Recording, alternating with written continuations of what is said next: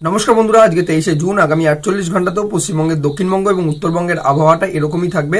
বর্তমানে কিন্তু পশ্চিমবঙ্গের দক্ষিণবঙ্গটা আপনারা দেখতে পাচ্ছেন যে দিনের বেলাতে যখন বৃষ্টি হচ্ছে না তখন কিন্তু একটা ভ্যাপসা গরম লাগছে, হালকা রোদ উঠলেও কিন্তু গরম কিন্তু লাগছে। এমত পরিস্থিতিতে আপনাদের কিন্তু আগামী 48 ঘন্টাও কিন্তু এরকম কন্ডিশনই কিন্তু থাকবে। বৃষ্টিপাত অল্প বিস্তার থাকবে দক্ষিণবঙ্গে, কিন্তু ভ্যাপসা গরম কিন্তু লাগাতারই থাকবে। উত্তরবঙ্গে যেরকমটা ভারী থেকে অতি ভারী বৃষ্টিপাত হচ্ছিল সেরকম কন্ডিশন উত্তরবঙ্গে কিন্তু বহাল রইল।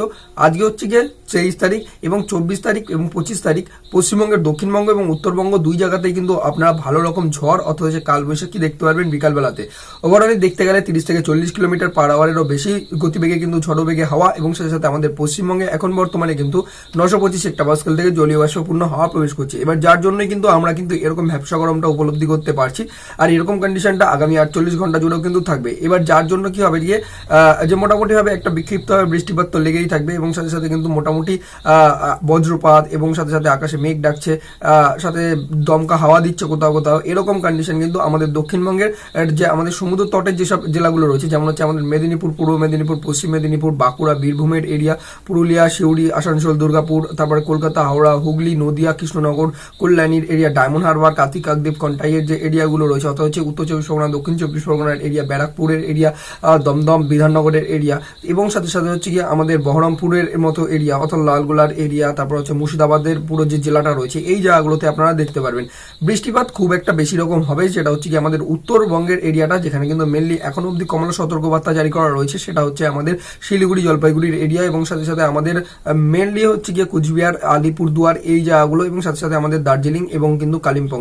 দার্জিলিং কালিম্পংয়ে কিন্তু ভালো রকম ভাবে বৃষ্টিপাত উপলব্ধি করতে পারবেন, এবং যার জন্য পাহাড়ে ধসও নামতে আর কি দেখা যেতে পারে বেশ কিছু জায়গাতে।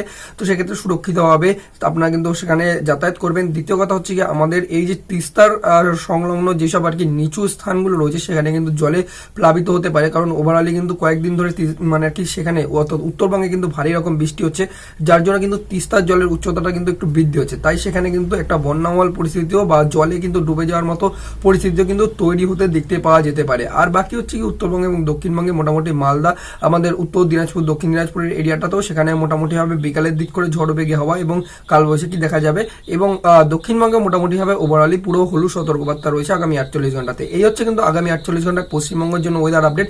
বাকি বাংলাদেশ, আসাম, ত্রিপুরার জন্য আমি পুরোপুরিভাবে একটা ওভারঅল ভিডিও বানিয়েছি, যার লিঙ্ক এই ভিডিও ডেসক্রিপশন বক্সে দিয়ে দিলাম। আর বাংলাদেশের জন্য আমি একটা সেপারেট ভিডিও বানাচ্ছি যে বাংলাদেশের আবহাওয়া 24শে জুন এবং 25শে জুন কিরকম থাকবে সেটা নিয়ে। তো সেটার লিঙ্কও এই ভিডিও ডেসক্রিপশন বক্সে দিয়ে দেবো। বাকি আপনারা কোন জেলা থেকে দেখছেন পশ্চিমবঙ্গের বা বাংলাদেশ, আসাম, ত্রিপুরার যেখান থেকে দেখছেন জানাবেন অবশ্যই কমেন্ট বক্সে। আর এরকম যদি আপনারা রেগুলার আবহাওয়া সম্পর্কিত আপডেট পেতে চান তাহলে আবহাওয়া দর্পণকে অবশ্যই ইউটিউবে সাবস্ক্রাইব করবেন।